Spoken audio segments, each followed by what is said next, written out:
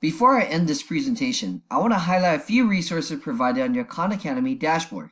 Just simply click on your Resources tab, and you'll be able to locate specific features and ideas to utilize Khan Academy.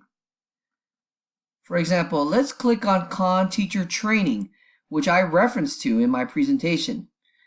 Here's a list of topics to give you a better idea on how you could use Khan Academy to your specific class. Once you click on a topic link, a video will open up to provide you with further details on that topic.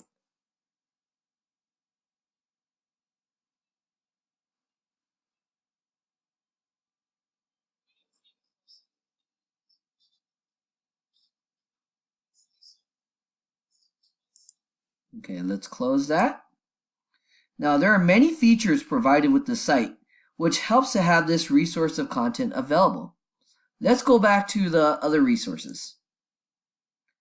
And let's take a look at the resources available for math teachers.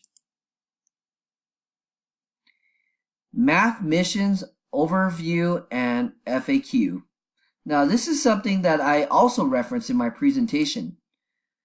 This link will tell you what it is, what it entails, and how you would go about setting one up for your students. Okay, let's close this. Now, in closing, the 21st century challenges us to understand more about how people learn.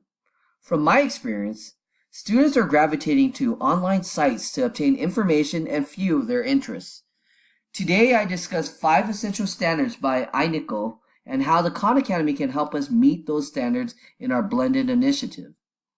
We should take full advantage of Khan Academy because it can promote student success in math, learn digital citizenship, and help become independent learners.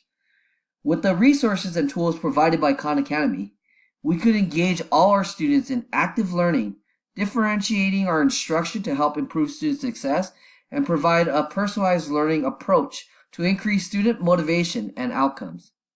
Thank you.